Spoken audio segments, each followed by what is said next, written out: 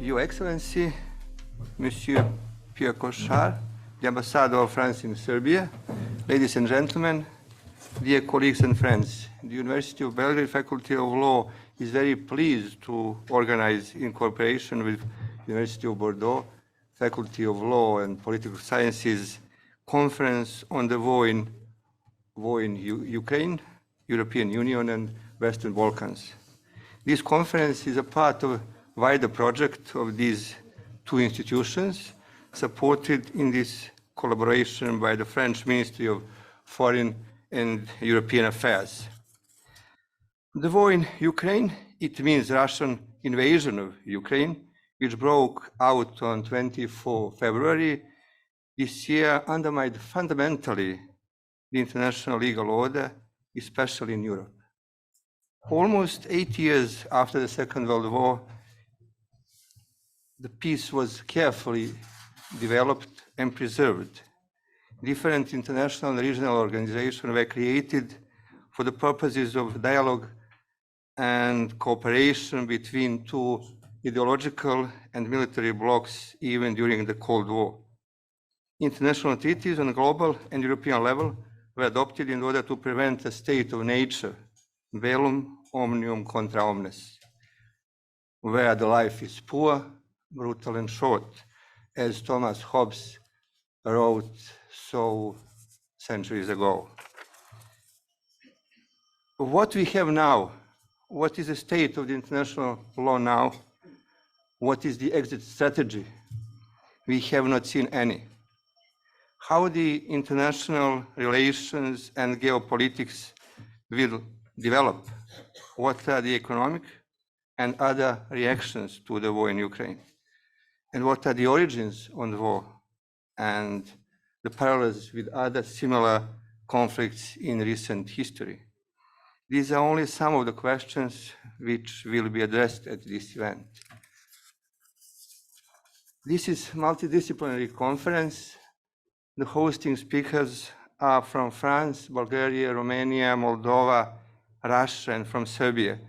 The University of Belgrade Faculty of Law wants to offer academic debate of these extremely complex contemporary issues of international law and politics. We are going to give our contribution to their better understanding in Serbia and elsewhere in Europe and the world. At the end, I wish you a successful conference, good stay at our faculty and in Belgrade. Thank you for your attention.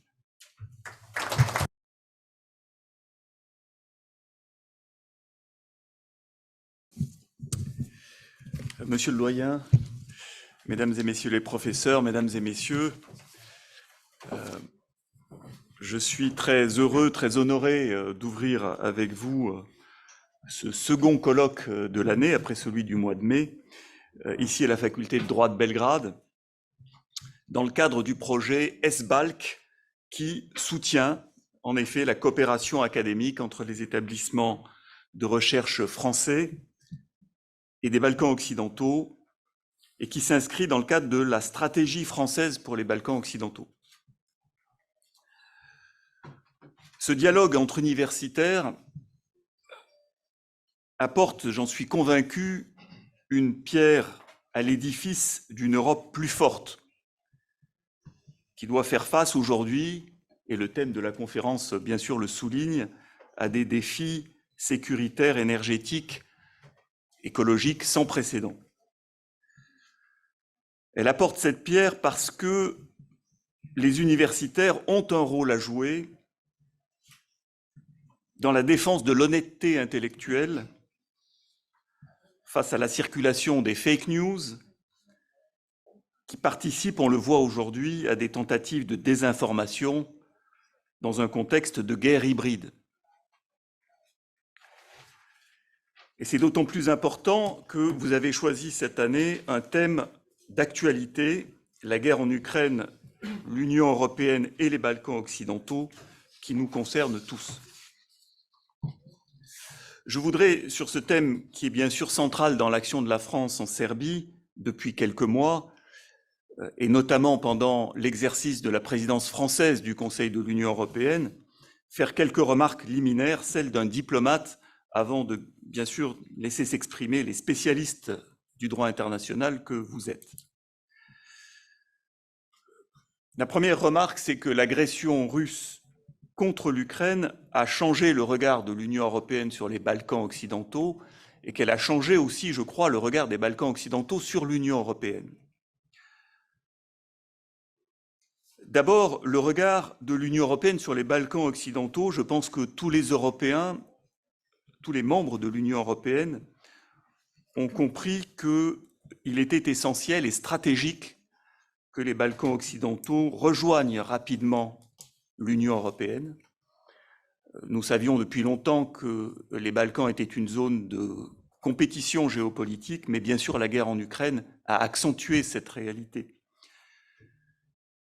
Et ce regard a changé aussi parce que les pays membres de l'Union européenne ont compris qu'il était encore plus essentiel de manifester une solidarité à l'égard des pays des Balkans occidentaux face notamment aux difficultés dans le domaine de l'approvisionnement énergétique. Et nous l'avons vu récemment avec les déclarations de la Commission européenne consistant à avoir un programme d'urgence pour favoriser l'indépendance énergétique de la région. La guerre a également changé le regard des Balkans occidentaux sur l'Union européenne. D'abord, nous le voyons parce qu'elle a introduit un clivage très fort entre d'un côté la Serbie, de l'autre côté tous les autres pays des Balkans occidentaux qui se sont alignés sur les sanctions à l'encontre de la Russie. En Serbie, nous l'avons constaté, malheureusement, la guerre en Ukraine a conduit à une diminution de la popularité de l'Union européenne. L'image de l'Union européenne s'est dégradée depuis le début de la guerre en Ukraine, alors que celle de la Russie s'est plutôt améliorée. C'est une surprise, bien sûr, pour nous tous, mais c'est une réalité dont nous devons tenir compte. Et ceci s'est produit alors que pourtant l'Union européenne a déjoué à ce jour tous les pronostics qui avaient été faits et qui prévalaient dans la classe politique, dans les médias, dans l'opinion publique serbe, concernant ce qui allait se passer après la guerre en Ukraine, après l'agression russe. Tout le monde pensait que la Russie allait remporter une victoire rapide, que l'Union européenne allait, une fois de plus, se montrer incapable de réagir rapidement, qu'elle était intrinsèquement faible et désunie. Or, c'est le contraire qui s'est passé. L'Union européenne a réagi vite, elle a adopté des sanctions ciblées contre le régime de Vladimir Poutine et contre l'appareil de guerre russe. Elle a été en mesure d'apporter un soutien rapide à l'Ukraine, aussi bien dans le domaine économique que dans le domaine militaire. Et elle a aussi été capable de prendre des décisions structurelles pour réduire sa dépendance énergétique à l'égard de la Russie et pour manifester sa solidarité à l'égard de l'ensemble des pays affectés par cette crise, y compris les Balkans. Malgré cela, malgré ce succès de l'Union européenne, l'écart entre la Serbie, d'une part, l'Union européenne et les autres pays des Balkans occidentaux reste aujourd'hui considérable.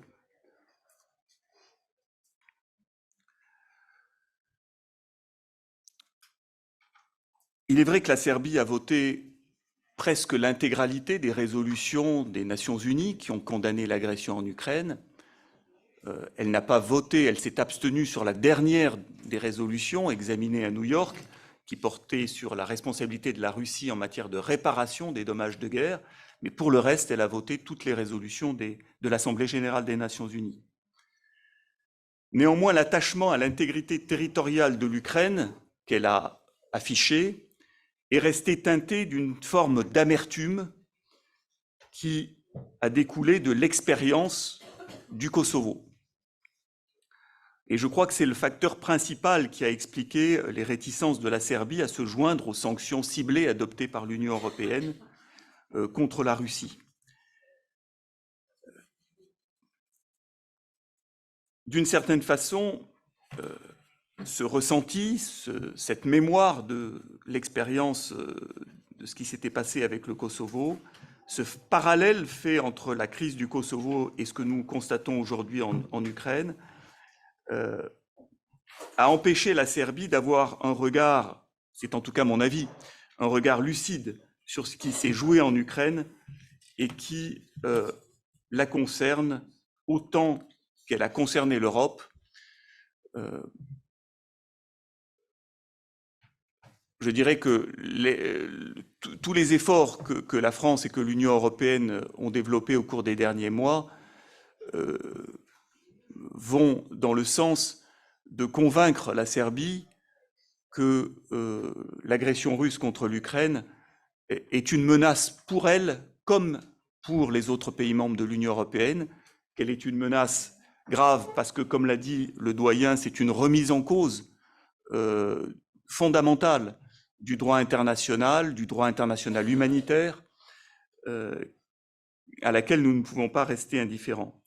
Donc notre espoir, mon espoir, c'est que ces débats, les débats qui sont les vôtres et qui vont être les vôtres au cours de ces 2 journées, permettent justement de nous retrouver ensemble sur une évaluation commune de ce qui est en jeu dans la guerre en Ukraine et de la façon dont nous devons œuvrer ensemble pour la faire cesser et pour éviter qu'elle continue à affaiblir le système international. Merci beaucoup.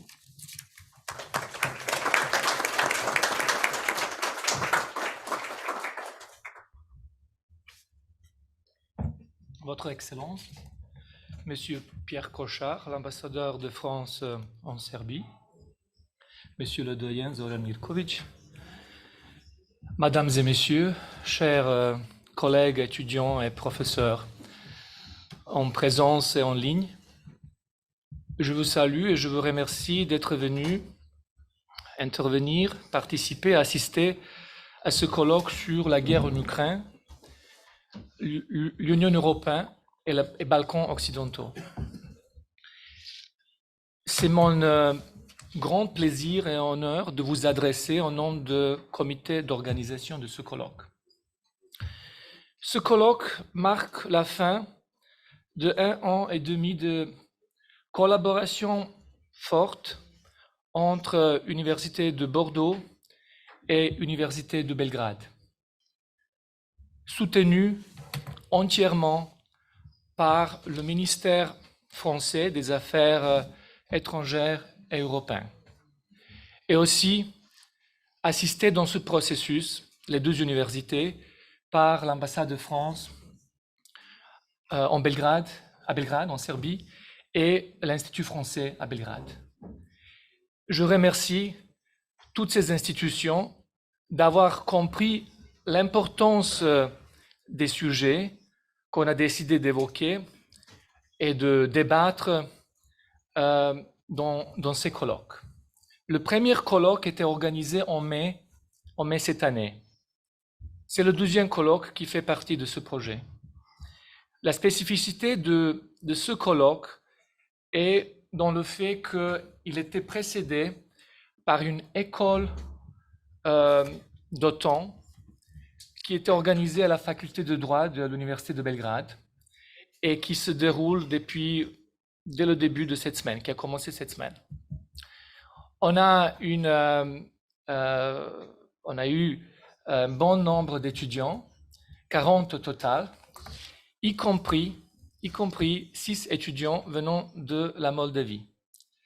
Je les salue en particulier et ça me fait énorme plaisir de voir que les étudiants serbes étaient à côté de ses collègues moldaves dans ce rapprochement culturel pendant leur visite et leur séjour à Belgrade.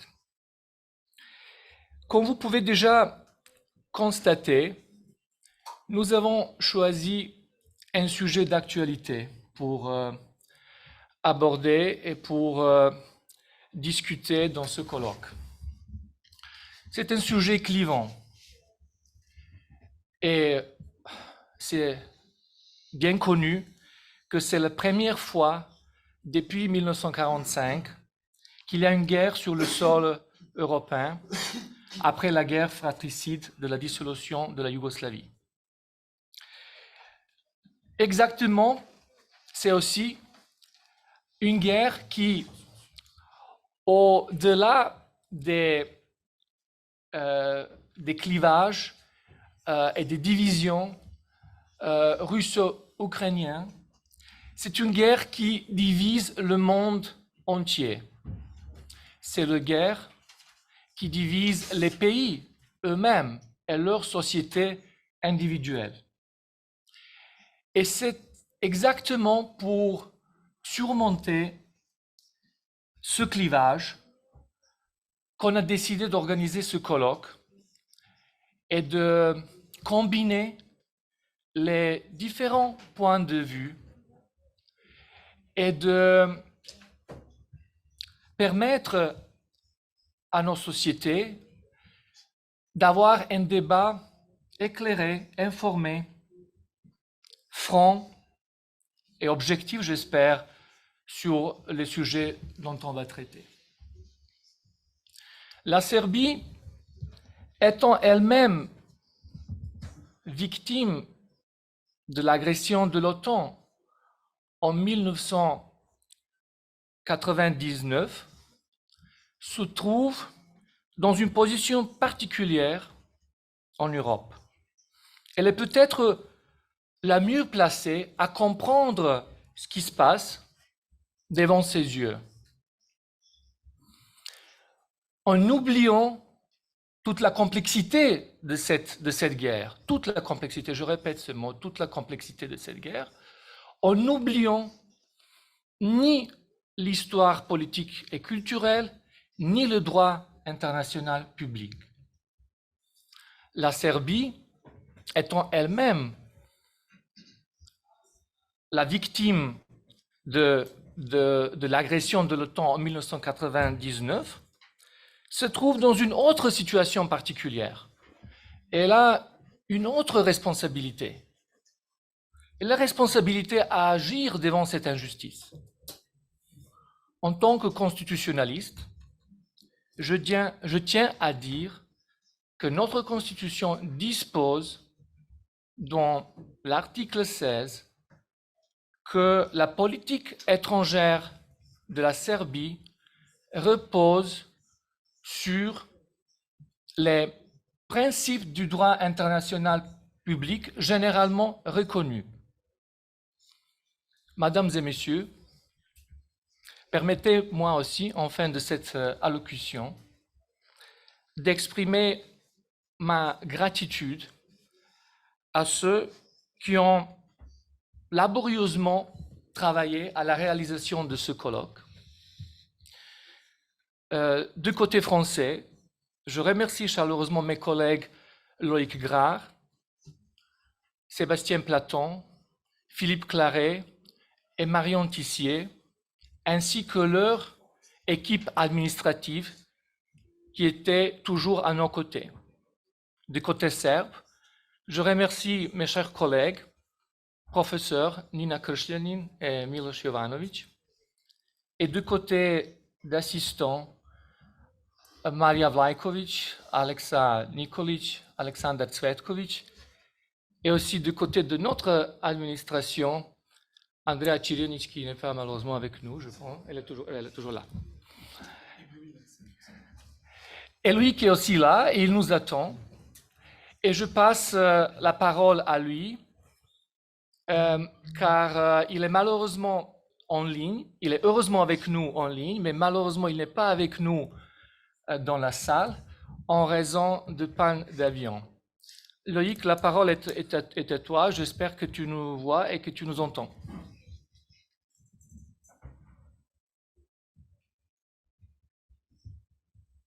Alors, ceci est un test micro. Je pense que vous m'entendez puisque je vous entends. On t'entend. De réciprocité, bien connue en droit international, qui joue aussi au plan numérique, mais je crains que vous ne me voyez pas. Il faut que tu allumes ton caméra, Loïc. Alors, je l'ai allumé, mais on me met que l'animateur a arrêté ma caméra. Décapité. Donc, il faut trouver l'animateur qui trouve la caméra et j'apparaîtrai à l'image.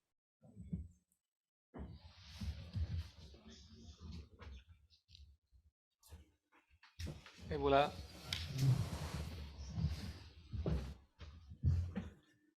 Ça ne marche On voit juste ton nom et prénom. Sinon, je peux m'exprimer sans l'image et On t'entend bien, oui. fonctionner de manière radiophonique et non pas de manière télévisuelle. Je peux le faire et commencer ainsi si vous le souhaitez. Dis-moi, Tassa. Oui, oui, je pense qu'on doit continuer comme ça. Možeš li pojačaš ton? Ne čujemo ga najbolje ovdje. Oui, Loïc, la parole est à toi. Alors, j'ai augmenté le son. Je suis au maximum du son pour les interprètes. Je vais m'efforcer de parler assez fort et d'articuler au mieux pour faciliter le travail des interprètes.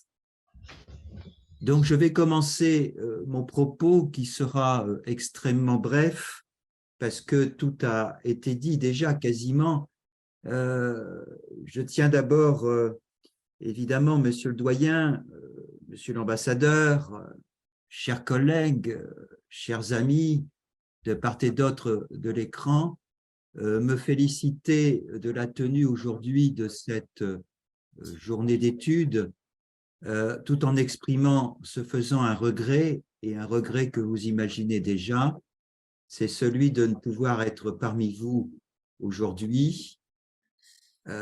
Comme l'a rappelé Tassa, une panne d'avion a rendu une correspondance impossible et mon arrivée aurait été trop tardive à Belgrade pour développer toute l'activité que je devais développer sur les 2 jours. Je le regrette profondément, mais miracle de la technique, nous pouvons maintenant nous exprimer à distance, comme quoi chaque crise a ses bons côtés.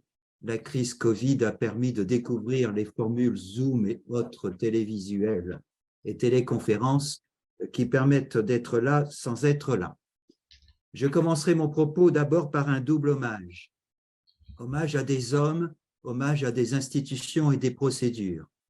Alors le premier hommage, évidemment, je l'avais déjà formulé au mois de mai, mais je ne peux pas m'empêcher de ne pas le formuler, c'est que le partenariat qui aujourd'hui permet la réalisation de cette journée d'études est un partenariat entre Bordeaux et Belgrade, les facultés de droit, les centres de recherche, et il s'agit d'un partenariat que je qualifierais d'historique, puisqu'il a commencé des décennies déjà avant nous, avec le professeur Slobodan Milašić, comme vous le savez, que vous connaissez tous, qui a quand même à Bordeaux créé le centre de recherche sur les études sur les Balkans dans les années 80, à une époque où ce n'avait là rien d'évident. Et j'en profite aussi pour rendre hommage à Philippe Claret, qui avec Slobodan Milašić a créé ce centre et tissé les liens qui aujourd'hui nous unissent. Je tiens à insister sur ce point, sans ces 2 collègues et les collègues serbes qui ont travaillé avec eux dans les années 80, nous n'en serions pas là aujourd'hui. Je tiens aussi à rendre hommage à des institutions ou des procédures, et cela peut-être va vous surprendre. Comment peut-on rendre hommage à des institutions et des procédures? Ces institutions, ces procédures, c'est l'Union européenne et bien évidemment le programme Erasmus+. On ne saurait trop insister sur l'importance de ce programme qui permet bien sûr d'échanger des étudiants, mais qui permet aussi, et peut-être surtout dans le fond, nous concernant, de faciliter les mobilités et les échanges de professeurs. Et nous avons ces dernières années tissé des liens avec des invitations réciproques entre Bordeaux et Belgrade, mais pas que, entre Bordeaux et Chisinau, j'en ai été, entre Bordeaux et Sofia, entre Bordeaux et Cluj, et ces différentes activités Erasmus+, ont contribué à la construction d'un réseau, et réseau qui aujourd'hui finalement se réunit à Belgrade pour ce colloque, puisque comme vous le savez, mes collègues Adrian Corbadean de Cluj, Vladimir Grosu de Chisinau, Risto Ristef de Sofia, que je connais bien et que je salue tout particulièrement avec ces mots, ont eu notre visite, ma visite plus particulièrement, et avec eux également, nous nouons des liens depuis longtemps. Donc, on ne saurait trop insister sur ces programmes de mobilité, et je suis heureux de vous annoncer que pour la période 2022-2028, la mobilité Bordeaux-Belgrade est à nouveau actée, avec des possibilités non négligeables d'échange d'étudiants et d'échange de professeurs. Et on ne peut que se féliciter du soutien de l'Union européenne dans le cadre de ce programme. Je tiens ensuite à remercier évidemment le ministère des Affaires étrangères pour son soutien, France Éducation Internationale également, puisque cette manifestation s'inscrit dans le programme ES-BALK, dont nous avons été lauréats, pour organiser ces 2 journées d'études au mois de mai et aujourd'hui au mois de novembre, ainsi, et c'est peut-être là le plus important, une école d'automne, c'est-à-dire une formation des étudiants des Balkans occidentaux, mais je tiens à préciser que ce projet d'école d'automne n'est pas a priori que pour les étudiants des Balkans occidentaux, il peut rayonner bien au-delà et inviter, pourquoi pas aussi des étudiants français sur des prochaines sessions dans le cadre des mobilités que je viens d'évoquer. Donc, nous sommes en ce moment en train de construire, en train de tricoter une relation de recherche, une relation d'échange, une relation académique qui va permettre de mettre en contact, outre les enseignants-chercheurs, les étudiants et les formateurs. Et ça, je ne peux que m'en féliciter, tout en formulant toutefois une préoccupation qui est la préoccupation de la durabilité du projet, puisque, comme Tassa l'a rappelé il y a quelques instants, nous sommes au bout avec cette manifestation du projet ES-BALK, qui doit être compris comme un effet levier pour pérenniser cette action et l'inscrire dans la durée. Et aujourd'hui, avec ces mots introductifs, je forme le vœu évidemment de cette pérennisation et évidemment j'en appelle aux possibilités d'accompagnement et de soutien qui sont envisageables et probablement, je pense que imaginer par l'action Jean Monnet, donc revenir vers l'Union européenne dans le cadre d'un réseau européen Jean Monnet entre les différents partenaires, nous pourrions assurer au moins pendant 3 ou 4 ans le début de la pérennisation de ces activités communes. Parce que c'est là l'important, que ces projets s'inscrivent dans le temps et surtout ne soient pas liés à des personnes et à un moment. C'est-à-dire que ces projets continuent indépendamment des personnes qui aujourd'hui l'animent et indépendamment du moment. C'est extrêmement important. Alors, pour terminer, évidemment, un mot sur la journée d'études qui aujourd'hui nous réunit. Évidemment, le sujet de cette journée d'études s'imposait, la guerre en Ukraine, regard croisé en provenance de l'Union européenne, des Balkans occidentaux et de bien d'autres. En prononçant ces mots d'introduction, je ne peux m'empêcher de faire le lien avec le propos que j'avais développé au mois de mai, souvenez-vous.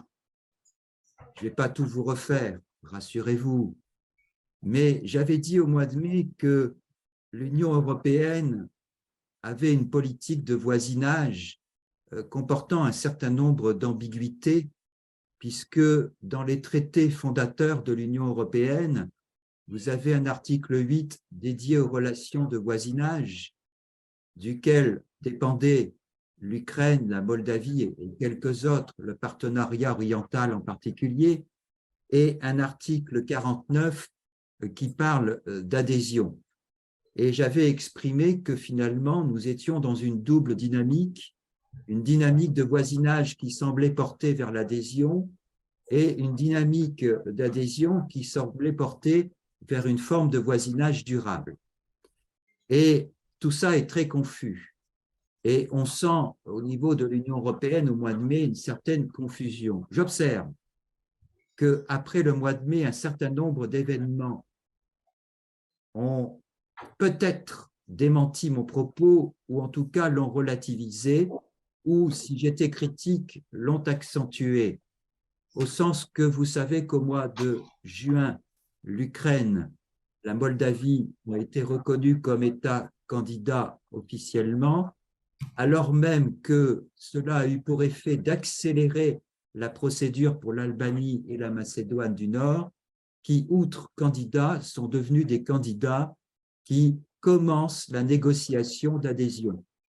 Et donc, ce qui est très intéressant, c'est de voir les dynamiques à distance qui se produisent entre les perspectives inscrites dans la politique de voisinage et les perspectives inscrites dans la politique d'adhésion, étant bien compris que du point de vue de l'Union européenne, c'est le Conseil Affaires Générales et non pas le Conseil Affaires Extérieures qui traite ce type de questions, ce qui est tout à fait symptomatique de l'intérêt particulier qu'elle présente, je pense.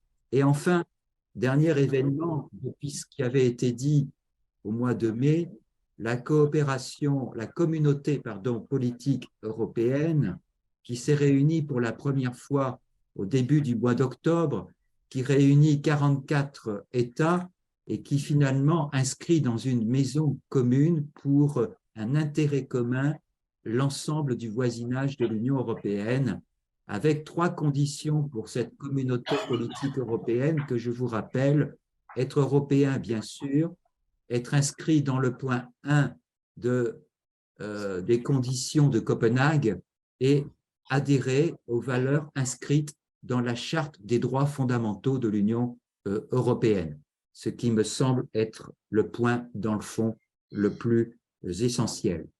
Alors, je crois qu'avec le propos et la journée qui va nous réunir aujourd'hui, eh bien, ces éléments, nous devons les avoir à l'esprit et que probablement, ils pourront faire l'objet de nouveaux débats au cours de ces 2 jours. Je vous remercie et j'espère que, en dépit de la distance, mon propos est resté aussi audible que possible. Merci beaucoup.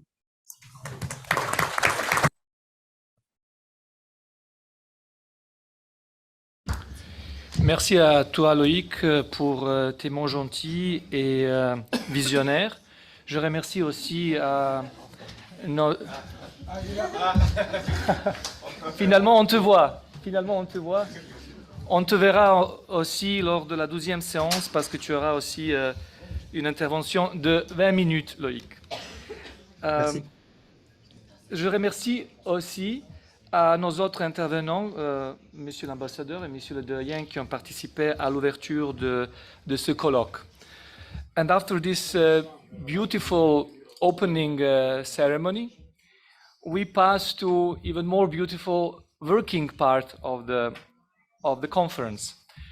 And it is my pleasure in that sense to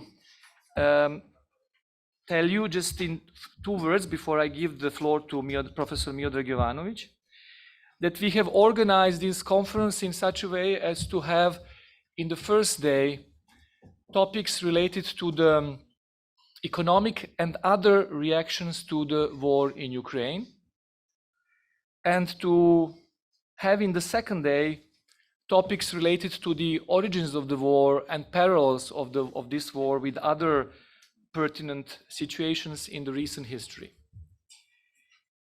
The first speech is given to Miodrag Jovanović, who is going to have a keynote speech, actually. Miodrag is well known in this institution, of course, but as we have friends, colleagues, and students coming from abroad, I would like to point out that Miodrag Jovanović is a full professor of legal theory at our faculty, but also someone who has invested himself extensively academically in research and publishing in topics which are very much related to this to the general topic of this conference. Concretely, Miodrag has written a lot on the questions of secession, and recently he has published a book with the Cambridge University Press on the nature of the international law.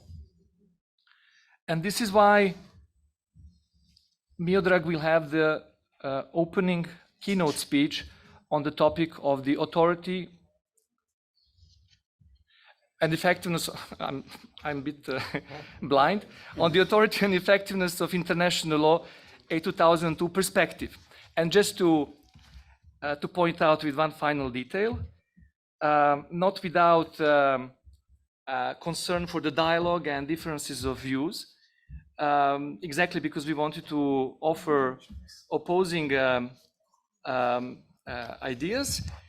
In this conference, we decided to give the closing floor to tomorrow evening to my dear colleague Miloš Jovanović, who will speak on the illusions of the international law. So, Miodrag, the floor is yours. Thank you, Tanasije, very much. Ladies and gentlemen, dear friends, it's really a great pleasure to welcome you all at this conference, and it's especially my pleasure to have the possibility to open this conference. Obviously, I didn't know, but it was envisaged as a rivalry between two Jovanovićs. It seems so.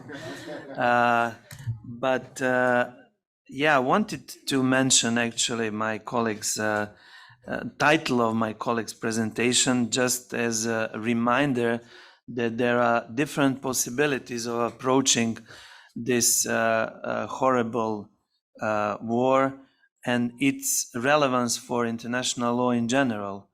So what I want to offer here is, as you can imagine from my area of study, is a philosophical reflection upon international law through this event or through this war in Ukraine.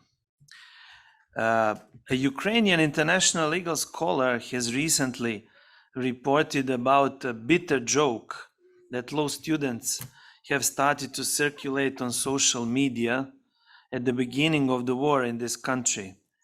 Namely, a response to the otherwise frequent student question, will we have a public international law class tomorrow, was all of a sudden depressing one.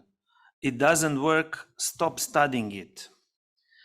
Ukrainian law students were by no means the only ones to express this utterly pessimistic sentiment regarding the current state of affairs of international law. I presume Miloš will also have something to say in this flavor. But I want in this contribution to differentiate between the three possible meanings of the claim that international law does not work in 2022 and most probably in 2023 as things stand now.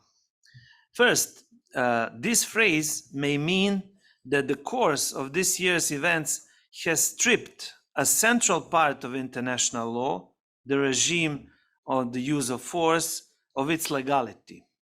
Simply that we do not have any more law or the international ban on the use of force. Second, and somewhat less detrimental reading, would be that we are dealing with a situation which a famous English legal philosopher, Herbert Hart, qualified as the pathology of a legal system. And third interpretation would indicate international law's lack of authority. In my reading of this, it would amount to the claim that international law does not have the capacity to generate sense of bindingness among its addressees, namely states. So let us start with this first claim. Grotius' famous 17th century treatise, De Jure Belli Ac Pacis, is considered one of the cornerstones of the field of international legal studies. It problematized the subject matter of the right of waging war, which is always, in his words, undertaken for the sake of peace, at least the one on favorable terms for the winning side. This is my addition.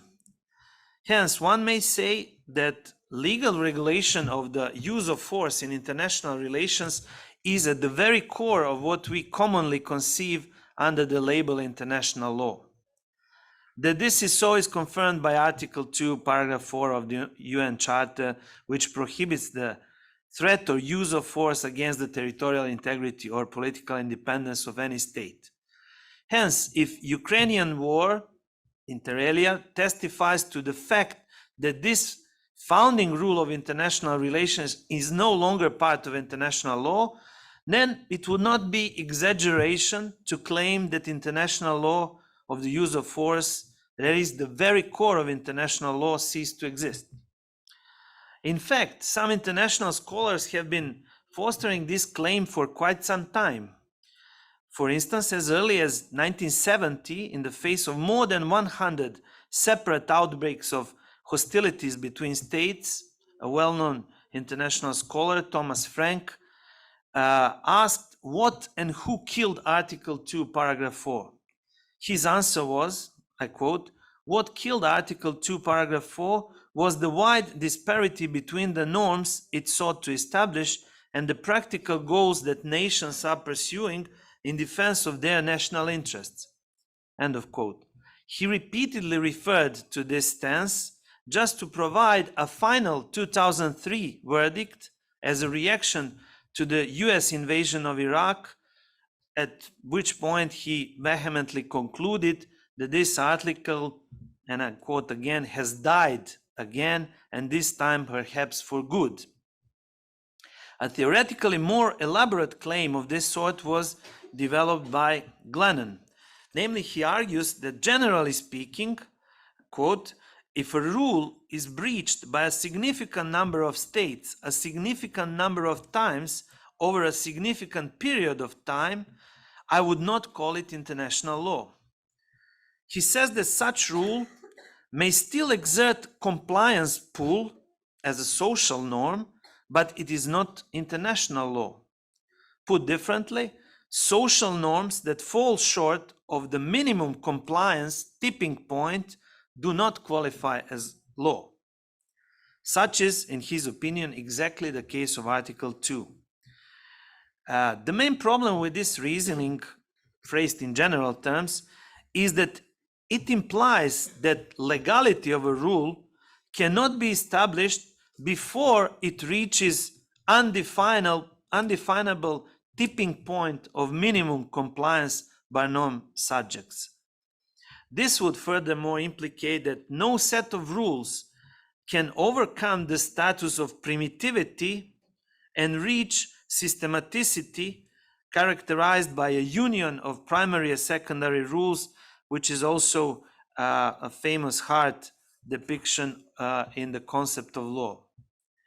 True, Hart himself did believe 60 years ago that in form international law resembles such a regime of primary rules, insofar as there is no basic rule providing general criteria of validity for the rules of international law, and hence the rules which are in fact operative constitute not a system but a set of rules. These are his words. But not only that Hart's skepticism towards international law has been the subject of recent jurisprudential criticisms, but resorting to Hart cannot help vindicate Glennon's argument, neither in general nor in particular case of the international law on the use of force. Simply put, validity, i.e. existence of a rule as an international legal rule, is one thing, its inefficacy or efficacy yet another. And in the particular case of Article 2, even the concept of desuetudo cannot help us conclude that this rule has become, legally speaking, dead. The reason for this is that international law, in fact, does have secondary rules specifying the validity conditions of both treaty and customary rules, which are applicable in this case as well. And without going into detail, neither if we treat Article 2 as a treaty rule or if we take it as a customary rule, or even more so as a jus cogens norm, there are no signs according to which we can claim that this rule is dead. So we move to the second possibility. If the prohibition on the use of force is still valid, yet often breached rule of international law, how can we account for such a fact? Again, I'm resorting here to Herbert Hart, to his analytical framework for treating this problem. When elucidating foundations of the legal system, he says that, and I quote, "The assertion that a legal system exists is a Janus face statement looking both towards obedience by ordinary citizens and to the acceptance by officials of secondary rules as critical common standards of official behavior. Therefore, the normal case of a legal system's existence is one where it is clear that the two sectors are congruent in their respective typical concerns with the law. At times, however, the official sector may be detached from the private sector in the sense that there is no longer general obedience to the rules which can be characterized as to the criteria of validity in use in the courts. Such situation can be characterized as the pathology of legal system. Hart mentions three sources of this pathology: revolution, enemy occupation, and the simple breakdown of ordered legal control in the face of anarchy or banditry.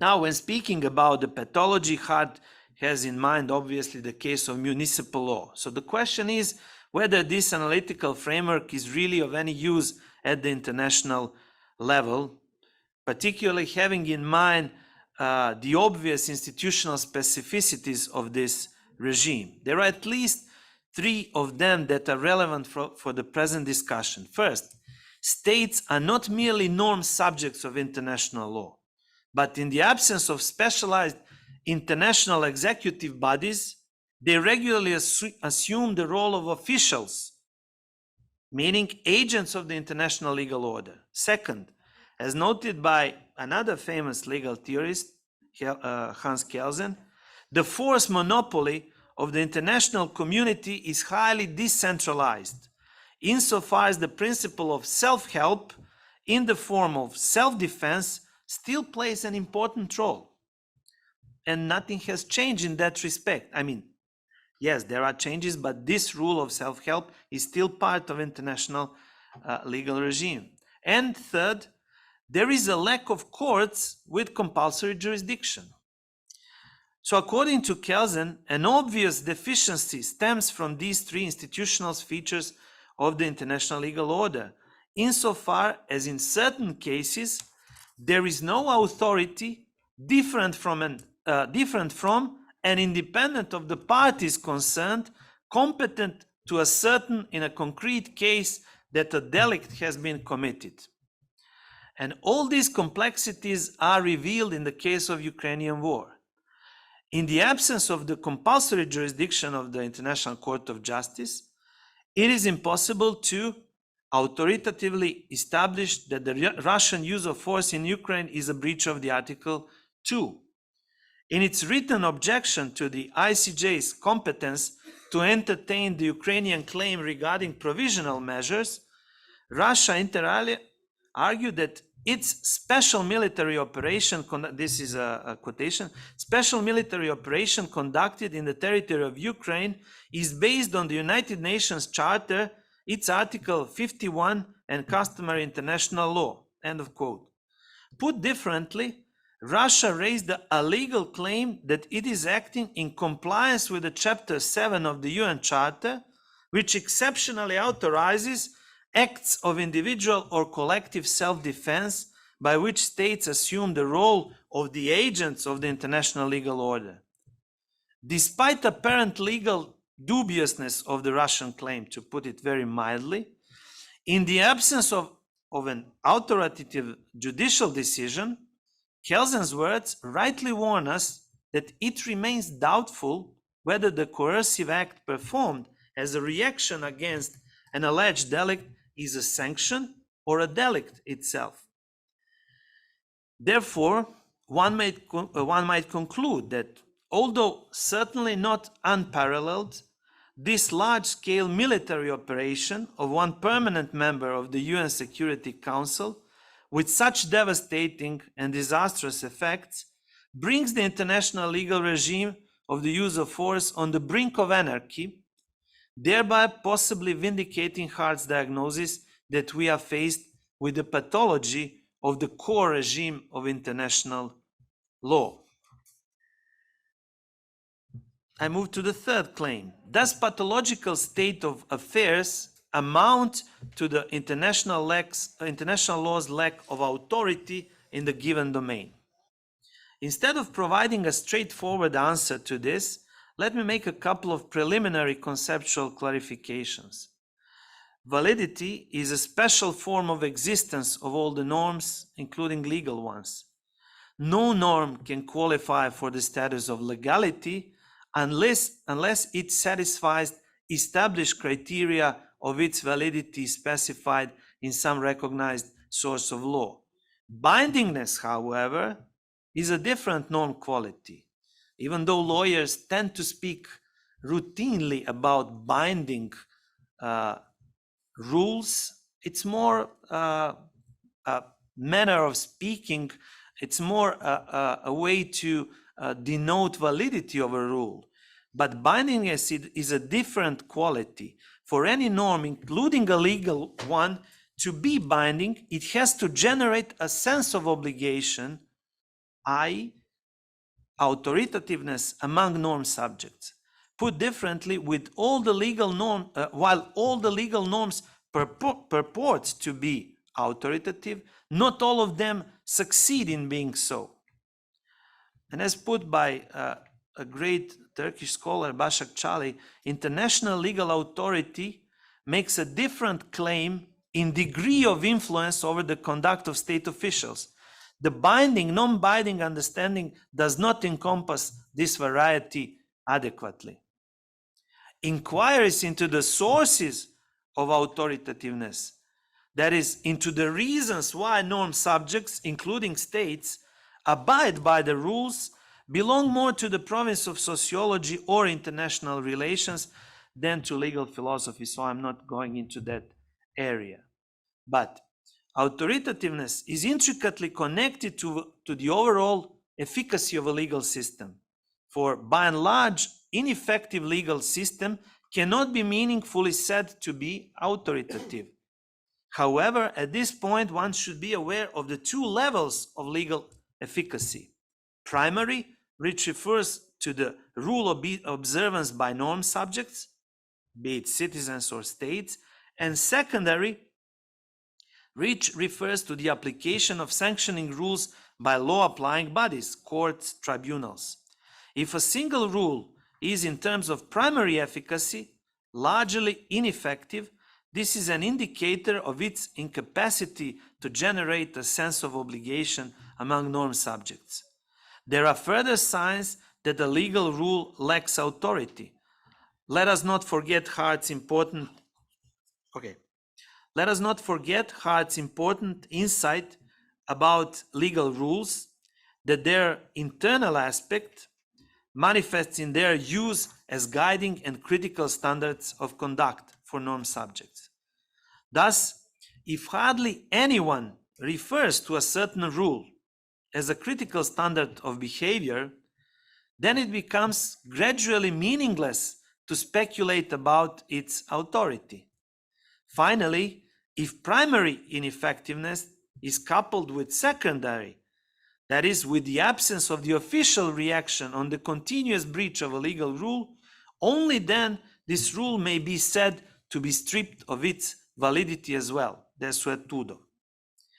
So when the current Ukrainian war is filtered through the aforementioned analysis, one cannot straightforwardly conclude, or at least this is my opinion, that the international legal regime of the use of force is fatally devoid of its authority, let alone its validity.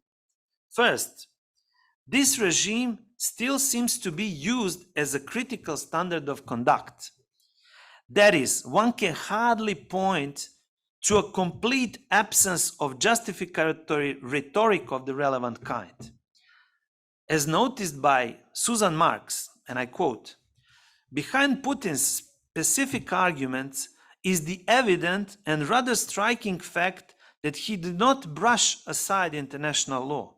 He used it, even if the argument he puts forward won't persuade many people. It is an argument framed in recognizable international legal terms.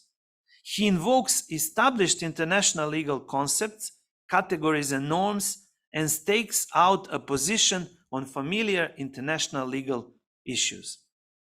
End of quote. Second, Russia's refusal to abide by the ICJ's provisional measures on ceasing all military operation in Ukraine is also based on legal grounds that the court had no jurisdiction in the first place. However, unlike with the offered legal justification of its military intervention, which is almost universally rejected as meritless, and I agree on that point, at least this is my personal opinion, Russia's arguments regarding ICJ's lack of jurisdiction are taken with far more respect among international scholars. Take, for instance, Orekalashvili's bold criticism of the ICJ stance, and I quote, "The court has simply created a bad precedent of manipulative reasoning through which it has allowed itself to be implicated in the political process and did so for no obvious or rational purpose. The court may have been motivated by the fact that its provisional measures are binding on litigating states and is thus likely to have acted out of the motive to enhance the pressure of the international legal system on Russia to induce it to do what it has to do anyway. However, there is no such thing as binding force in the air. No decision is binding on anyone unless the decision maker has acted in compliance with statutory limits on its own authority and has applied the law properly." End of quote. Finally, in the absence of a compulsory state-like mechanism of secondary efficacy at the international level, one should not disregard altogether the reaction of other institutional actors, most notably the UN General Assembly, which Mr. Ambassador mentioned, which adopted a resolution deploring the Russian aggression against Ukraine. 141 votes in favor, 5 against, and 35 abstentions. In words of Hathaway and Shapiro, and I quote, "The continued response to the continued violation makes clear that the legal principles involved are ones that the world stands behind. A forceful response, therefore, would have the effect of reaffirming the legal prohibition." Conclusion: in the face of huge human losses and suffering and continuous massive destruction, any attempt at sophisticated legal analysis may look like a cunning sophistry. However, it is exactly at exceptional circumstances that a sober analysis is mostly needed to help us grasp the legal aspects of these horrible events. The preceding pages were attempts of that sort. The analysis demonstrated that the claim that the Ukrainian war is a vindication that international law of the use of force no longer exists is highly unwarranted. It also revealed that it is possible to argue that despite its undisputable devastating effects, the war in Ukraine is most adequately perceived an instance of pathology of legal system and the one that partly, but not decisively, undermined the overall authority of international law. Thank you very much.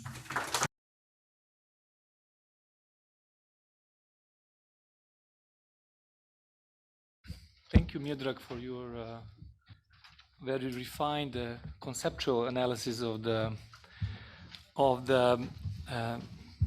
current state of affairs in Ukraine. I open the floor for discussion.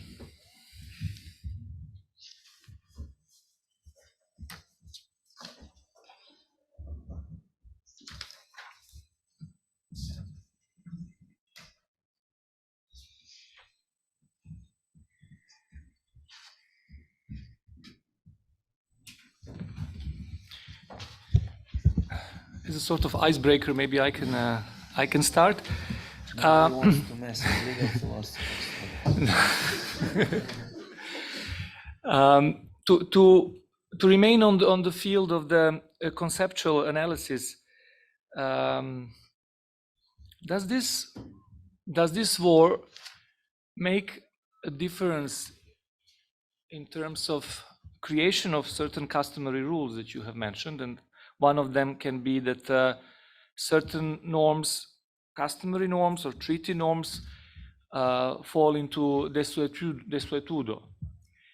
The very fact that Russia did not previously participate in international interventions such as Yugoslavia, 1999, such as Iraq, such as Libya, the fact that it condemned also those interventions, and the fact now that it is resorting itself to the use of force without the authorization of the United Nations Security Council, and also that it uses Kosovo as an argument for the annexation of Crimea and other 4 Ukrainian regions.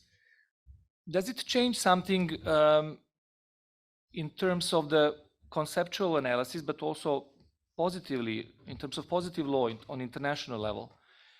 Does it now further confirms that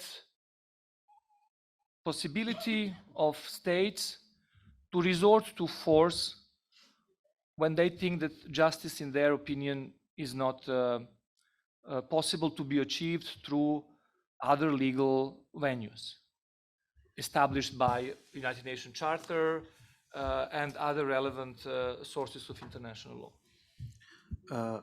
I think it makes sense to ask this question, but I'm not sure that any of this will, at least in the near future, change the perception of the content or the validity of certain dominant rules of international law, either treaty rules or customary rules.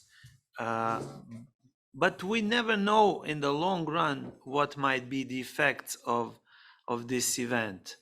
There is one thing that I like to emphasize when teaching students about law, is that law, and it is often somehow not emphasized enough, that law is profoundly an argumentative practice, and international law is even more so a vivid example of argumentative practice, meaning that what will pass as a legal argument in a number of international legal settings is not always quite clear or quite determined, having in mind the lot of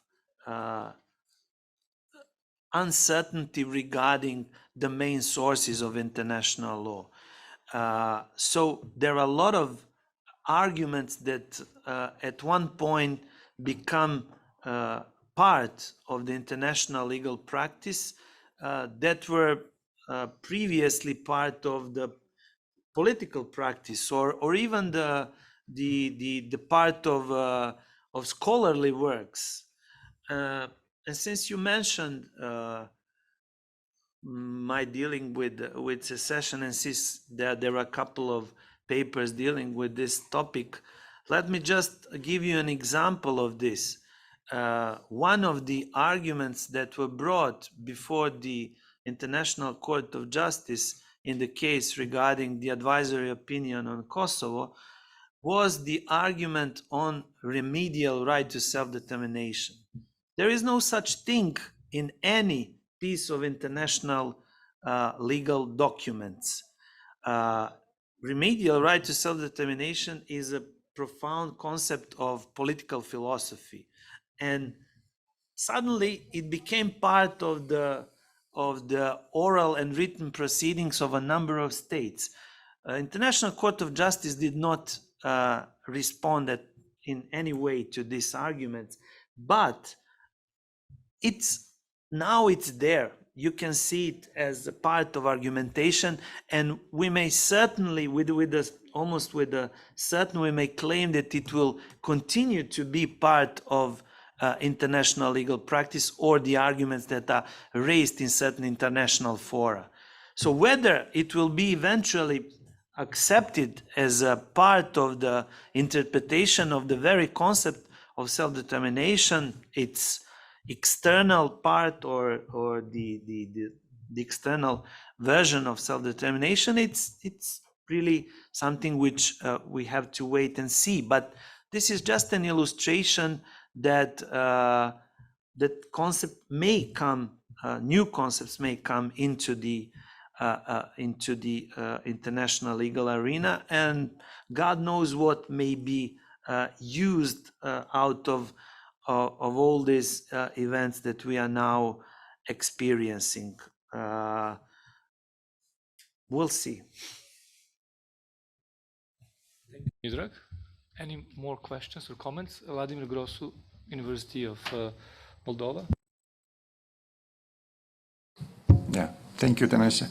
Thank you very much to Professor Jovanović. Very interesting report, really.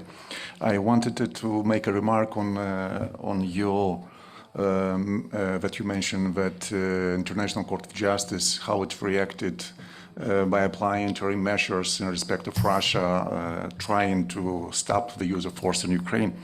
I just wanted to mention that how it was the strategy and tactics of Ukrainian, how they reacted from legal point of view to use all the possible ways and means against Russian invasion. So they applied into the International Court of Justice.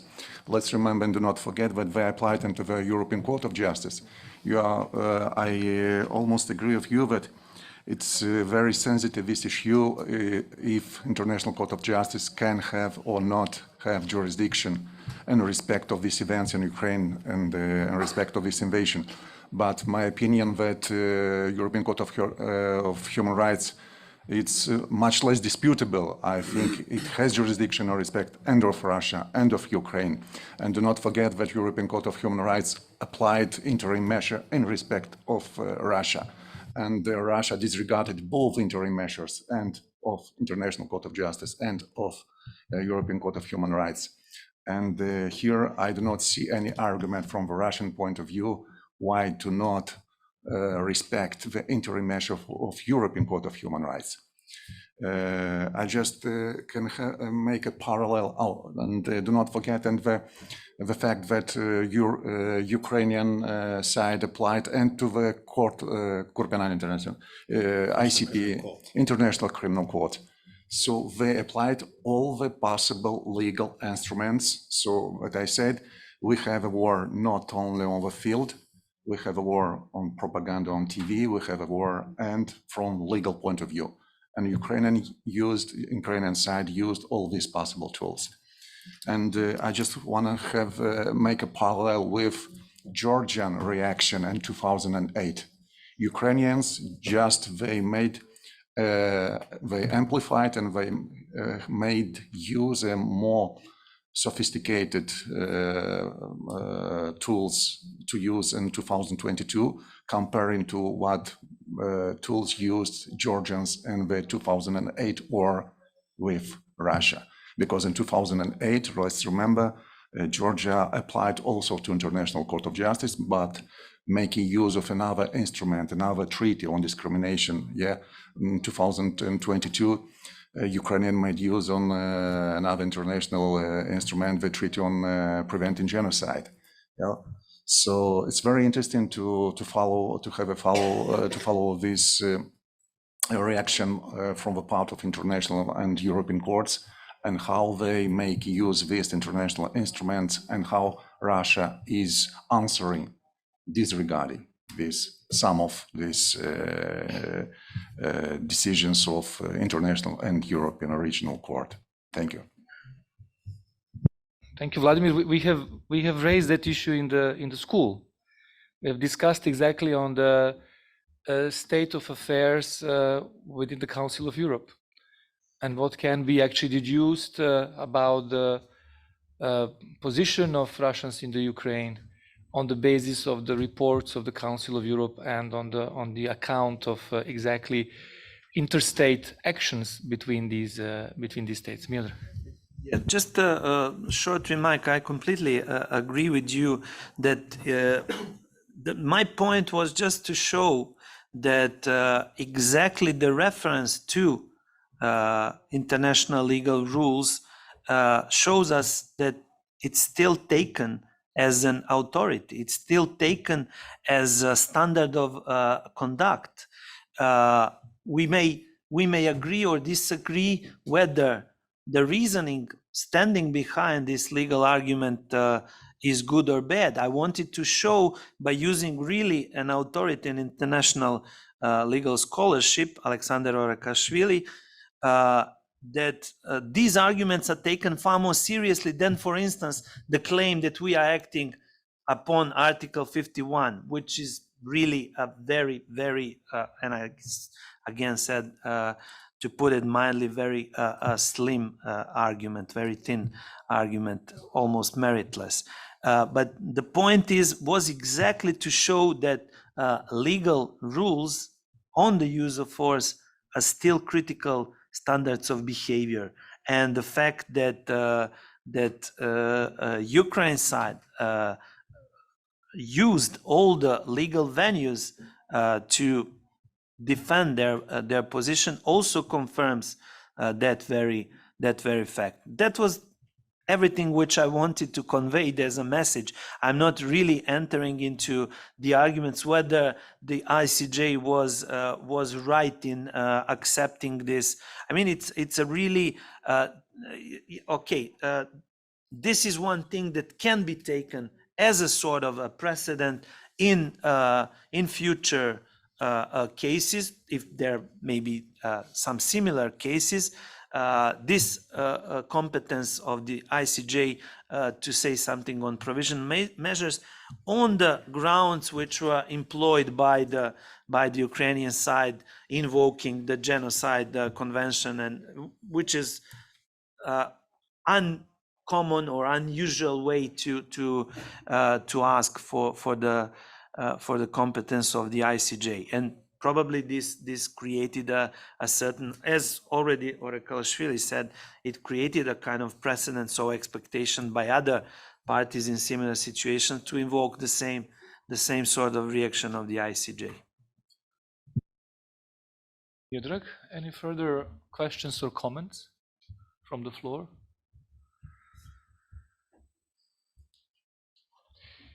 If there are no questions or comments, I have the pleasure of thanking Miodrag for his keynote speech, and I would like to ask you all to thank him as well with an applause.